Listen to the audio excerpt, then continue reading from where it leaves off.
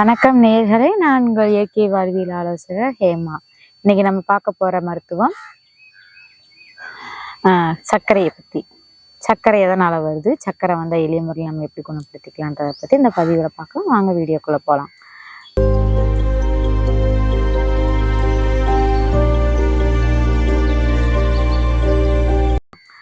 சர்க்கரை எதனால வருதுன்னா, சர்க்கரைன்றது இப்போ பெரும்பாலும் சின்ன பிள்ளையிலேருந்து பெரியவங்க வரைக்கும் இப்போ நிறைய அந்த நோய் அதிகமாக பரவிட்டு இருக்கு. அந்த நோய் எதனால் அதிகமாக பண்ணால் மனக்கவலைனால தான்.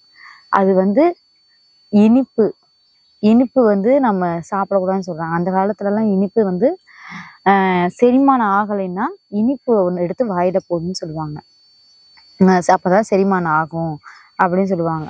அப்போ அந்த இனிப்புக்கும் வன்சத்திக்கும் மண்ணீரலுக்கும் இரைப்பைக்கும் உதட்டுக்கும் அப்புறம் கவலைக்கும் இது எல்லாத்துக்குமே சம்மந்தம் இருக்கு.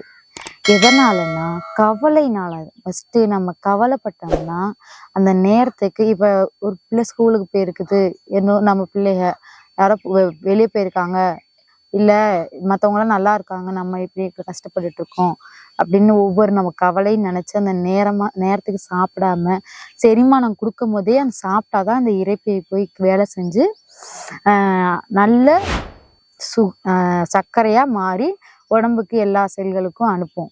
அது இல்லாம நம்ம நேரத்துக்கு சாப்பிடாம இந்த கவலையை நினைச்சு நேரம் தவறுந்து சாப்பிடும் போது செரிமானம் ஆகாது. செரிமானம் ஆகாதப்ப கெட்ட சர்க்கரையா மாறி அதுதான் சர்க்கரைன்ற நோய் அந்த செல்களுக்குள்ள போய் கெட்ட சர்க்கரையா உருவாகுது. அந்த கெட்ட சர்க்கரையா உருவாகுது. அது உருவாகி அதனாலதான் நம்மளுக்கு சர்க்கரைன்ற பாதிப்பு உருவாகுது. நம்ம சாப்பிடக்கூடிய உணவை நல்லா மென்று சாப்பிடணும். அப்பதான் செரிமான சக்தி கொடுத்து சர்க்கரை நல்ல சர்க்கரையா, அதாவது நல்ல சர்க்கரையா மாறும். செல்களும் நல்லா செயல்படும், இரைப்பையும் அதோட செயல்பாட்டை சீரா கொண்டு செல்லும்.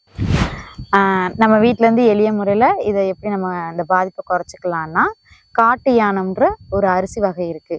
அந்த அரிசியை நீங்க காலையிலையும் மாலையிலையும் அதை மிக்சியில் அடிச்சு வச்சுக்கோங்க குருணையா.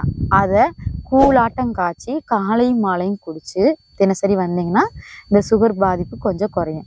அப்புறம் மதிய நேரத்துல மாப்பிள்ளை சம்பான்னு ஒரு அரிசி வகை இருக்கு. அந்த அரிசியையும் நீங்க மதியத்துல அதை மாதிரி அடிச்சு கூழா குடிச்சிங்கன்னா அதுவும் இந்த சர்க்கரையோட பாதிப்பை குறைக்க வாய்ப்பு இருக்கு. அப்படியும் அதையும் தாண்டி எங்களுக்கு இந்த பிரச்சனை இருக்குன்றப்ப ஒரு நாள்ல இருந்து 2 நாளுக்குள்ள வாரத்துல பாவக்காய், அதாவது 100 பாவக்காய் இல்லை 200 பாவக்காய் எடுத்து அதை அரிஞ்சு நல்லா மிக்சியில போட்டு அடிச்சு இந்த வெதுப்பான தண்ணியில அதை ஊத்தி கால் மூழ்கிற அளவுக்கு, அதாவது பாதம் ஃபுல்லா மூழ்கிற அளவுக்கு அதை அரை மணி நேரமோ இல்லை ஒரு 1/4 மணி நேரமோ வைக்கும் போது அந்த சுகர் கொஞ்சம் குறையும். நீங்க இப்படி இந்த அரிசி இதெல்லாம் சாப்பிடுங்க. அதே மாதிரி இந்த வெளியில சாப்பிட்ற உணவுகளை தவிர்த்துருங்க.